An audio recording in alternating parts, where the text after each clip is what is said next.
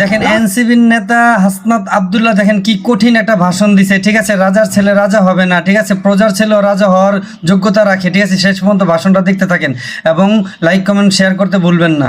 তার ছেলে রাজা হবে, প্রজার ছেলে প্রজা হবে, এই নিয়ম বাংলাদেশে থাকবে না। সেজন্য আমাদের একটা নীতি নির্ভর রাষ্ট্র লাগবে, একটা ইনসাফ ভিত্তিক রাষ্ট্র লাগবে, যেই রাষ্ট্র ব্যবস্থায় স্বাস্থ্য, শিক্ষা, অবকাঠামো, কর্মসংস্থান, সাম্প্রদায়িক সম্প্রীতির মধ্য দিয়ে একটা গ্রহণযোগ্য এবং বাসযোগ্য বাংলাদেশ গড়ে উঠবে। বর্তমানের কাঠগড়ায় যেভাবে অতীত প্রজন্মকে আমরা দায়বদ্ধ করি, আমরা যদি বর্তমানে আমাদের দায়িত্ব পালন করতে না পারি, তাহলে ভবিষ্যতের কাঠগড়ায় আমরা দায়বদ্ধ হব।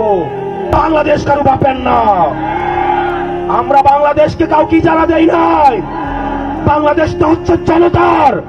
বাংলাদেশের প্রত্যেকটা মানুষ এই 56,000 বর্গ মাইলে সবাই ন্যায্য হিস্সা নিয়ে থাকবে। পথটা লম্বা, অনেক চ্যালেঞ্জিং, কিন্তু আমরা যদি ঘুরে দাঁড়াই তাহলে ইতিহাস তৈরি হবে।